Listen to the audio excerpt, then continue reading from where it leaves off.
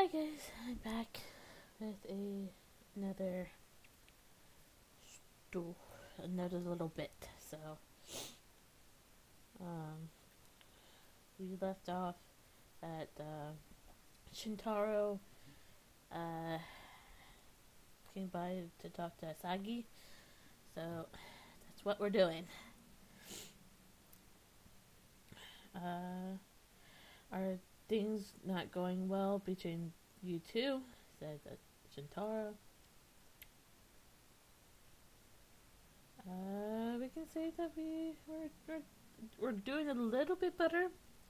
The last episode, we have a agreement on something, and so we're kind of doing a little bit better.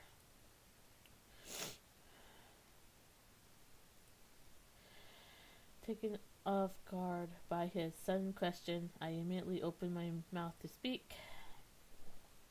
Everything's everything's great between us. Don't worry, Asagi's doing the job of guiding me. La la la. You know, it's a little strange to hear you say that, since there still seems to be some distance between you two. It's hard to believe that you two have a trusting relationship.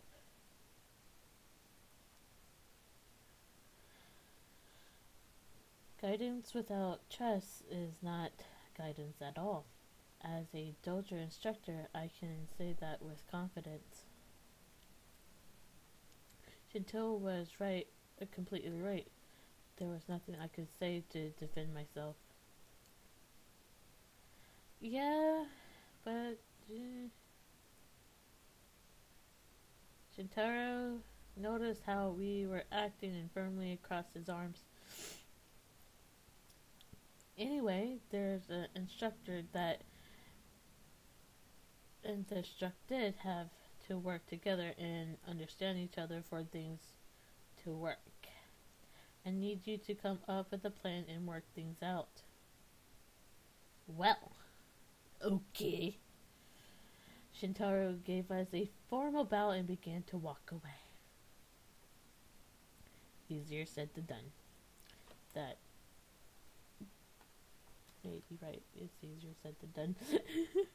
Saki looked over at me and let a extra-baited sigh. Feeling troubled as well, I could not help myself from glaring back at Asagi.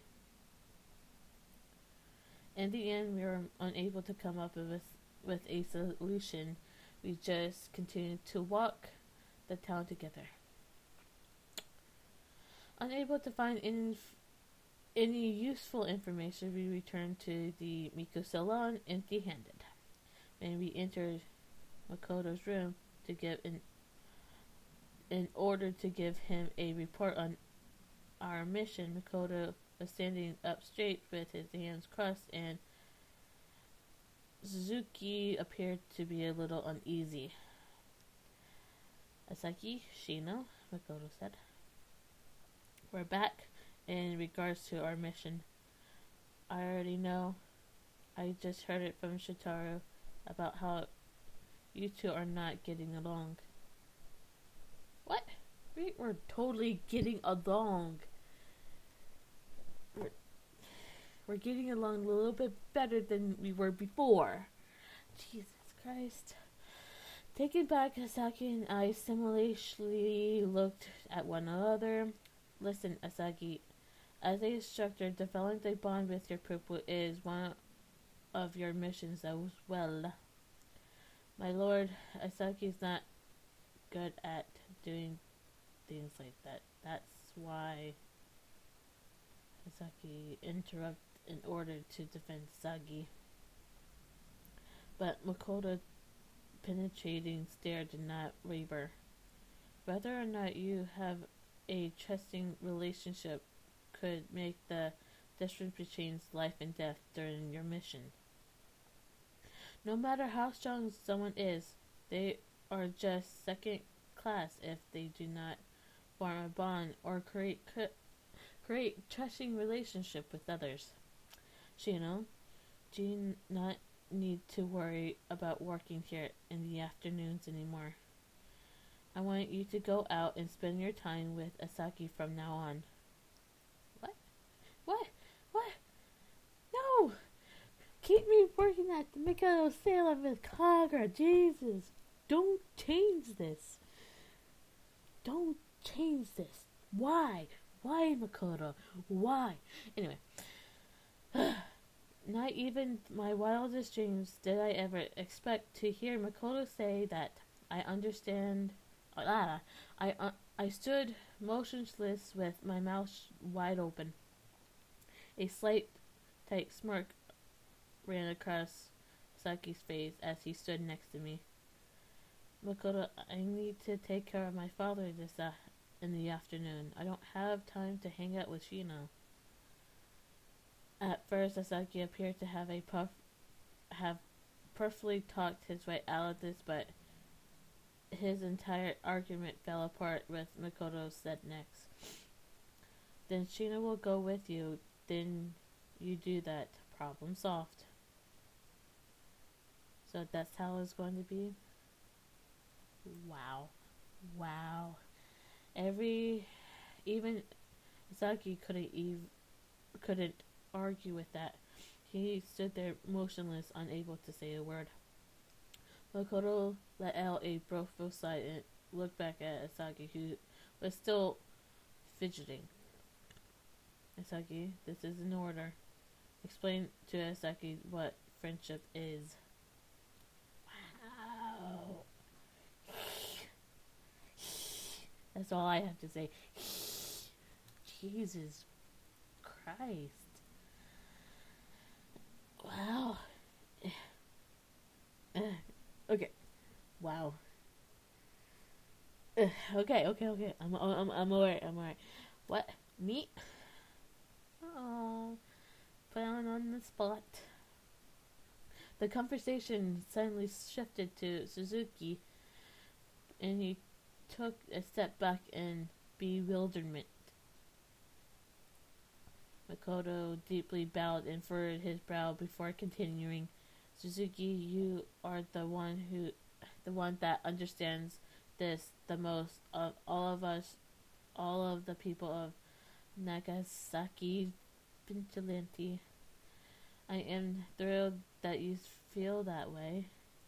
Sorry, Suzuki, I have stuff need to take care of. Saki, I am really sorry for the bother, but my lord's orders are absolute. Sasaki tried to make his escape as Suzuki reached out and grabbed him.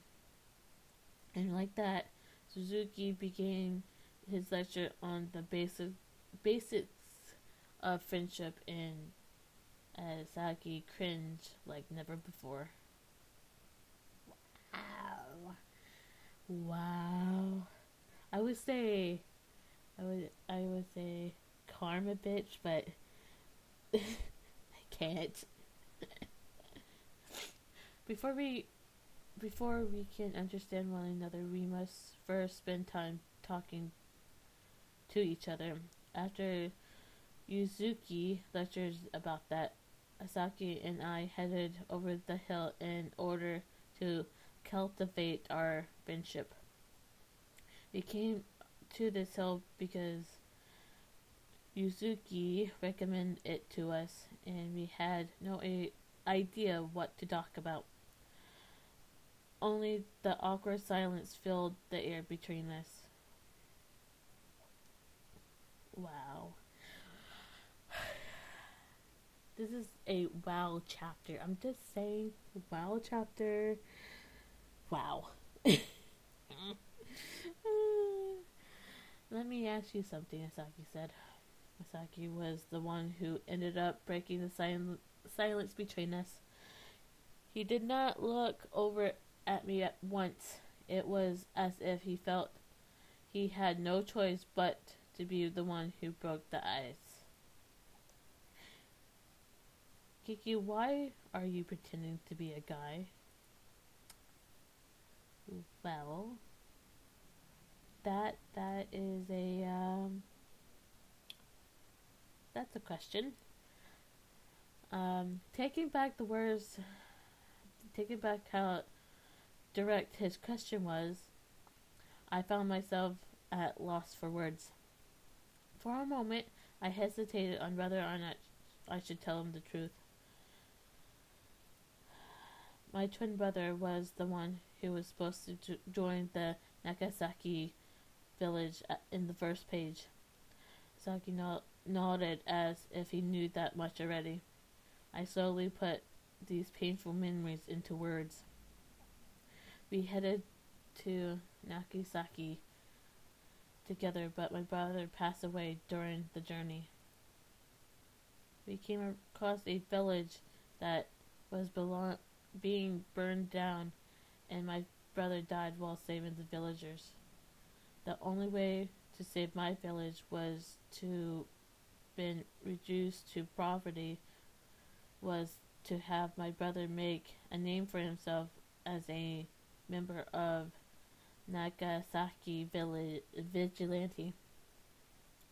My lord Nakagawa promised constant support for my village if my brother helped out the Nagasaki.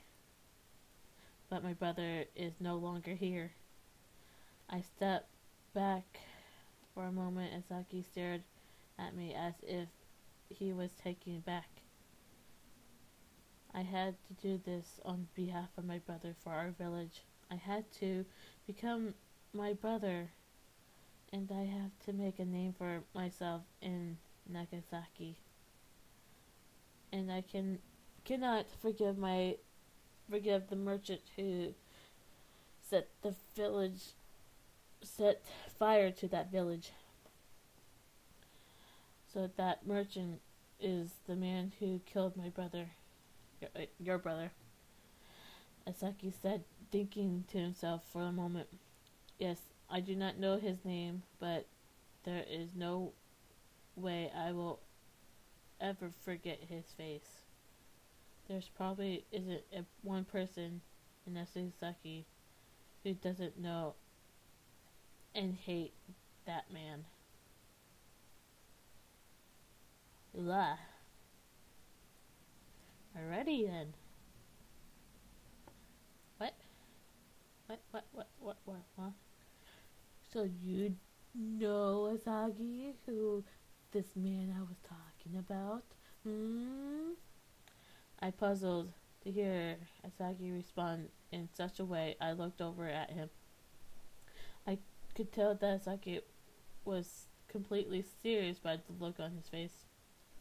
Everyone already heard rumors that the Heizen village that was burnt down, the tycoon called Saburo Susku, was said to be behind it. Saburo Susku. I repeated his name given to me. Asaki looked at me with a somewhat troubled expression. Sugu was so famous that you have to have a hard time finding someone who never heard of him. I guess infamous is what I should be saying. Seriously? Yeah, it's not a exaggeration when I say we're getting requests every night begging for the vigilante to kill him. But he's a rich tycoon, and that's the reason why we still haven't been able to lay a finger on him yet. Nagasaki is a village of merchants. Their authority is absolute. Whatever they say goes. That's why we can't get rid of him no matter what he does.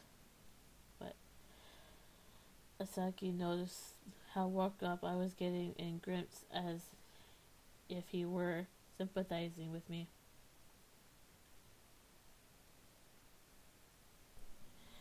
He's someone that we have to deal with one day for the sake of Nagasaki, but for now, not the time. Great. Good to know.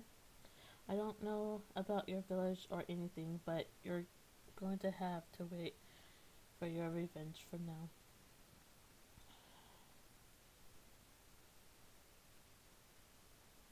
Great. Overflowing with malice, I tightly bit my lip, as if he couldn't bear to watch me any longer. Asagi let out a small sigh before speaking. Kiki, it wouldn't be fair for me to make you tell me all of this while I keep all my secrets to myself. Asagi slightly closed the distance between us. I also leaned in closer to him to make sure I wouldn't miss a word. Diviners from the Himuro Shrine passed down their crafts from father to son. Since I was the only son, everyone suspected a lot out of me. But even though I'm the heir, I am still unskilled as a diviner. I can only do the very basis of what I'm supposed to do as a diviner. My father always took care of what I couldn't handle.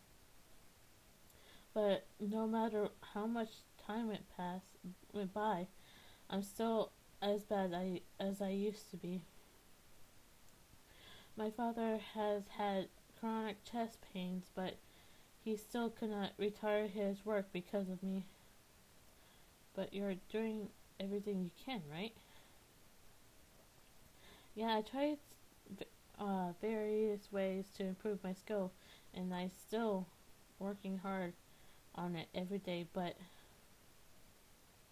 with downcast eyes, Asagi appeared to be blaming himself for not being strong enough.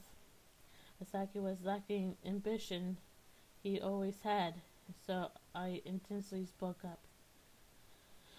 My brother told me that hard work always pays off. I'm sure things are going to work out for you, Asagi. I'm sure there's someone out there counting on you, and I'm sure they believe in you. Kiki. And Asagi had the shocked eyes. It was not like Asagi to be disheartened. So I told him each and everything that came to mind. After seeing how far I learned forward and how serious I was getting, Saki's lips appeared to have faintly curled upwards. You're really something, aren't you? Asaki said. What?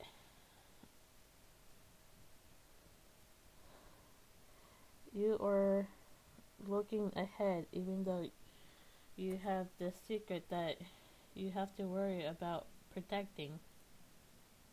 The unusually sweet voice tickled my ear.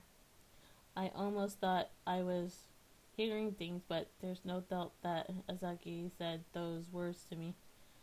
Thank you, Kiki, he said. I became wrapped in Asagi's sweet voice of gratitude. Those words alone made me feel a little closer to Asagi.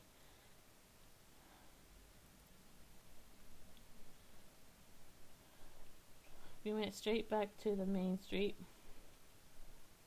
The nightlife of the city was taking over the streets, but there seems to be something odd with how noisy things were.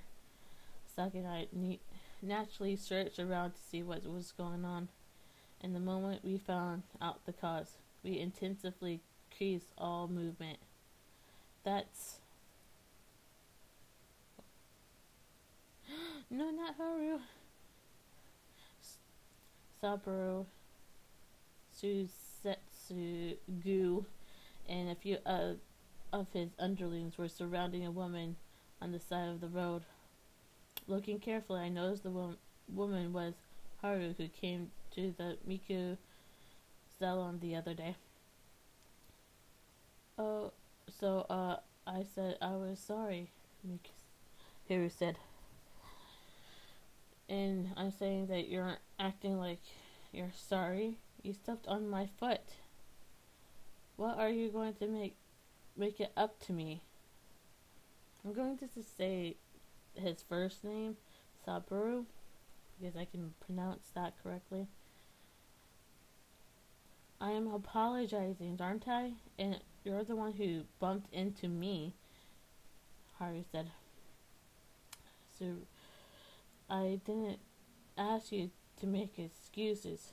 Ouch, my foot is sore. It hurts so much that I think I need you to stay the night with me and take care of me, Subaru said. One of the Subaru, I'm gonna say Subaru because it's just like I said, it's easier. One of his goons grabbed onto Haru's arm. It was obvious by how he was forcing her along that he was trying to drag her off somewhere. So that's the guy who killed your brother, right? Asaki said. Saki whispered into my ear. Filled with a strong desire for revenge, I clenched my face began to tremble, and I nodded. That's him. That's Tsutsugu.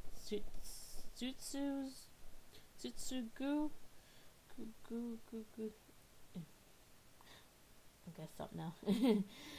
Yeah, that's what should we do? Said Asaki. Let's try to save Haru. That's my main concern. We have to save Haru. I put my decision into words and began running over to Haru. But Asaki stopped me in my track and spoke to me in a calm manner. I told you already, right? Nagase is a city of merchants. You're going to cause trouble for the Miku salon if you anger them. But Haru! After hearing Asaki say that, I wasn't able to move my body no matter how hard I tried.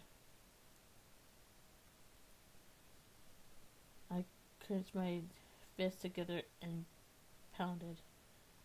At the moment, I suddenly hear a voice echoed from nearby. Excuse me, Sister Haru. I'll take care of things from here, says Yukio.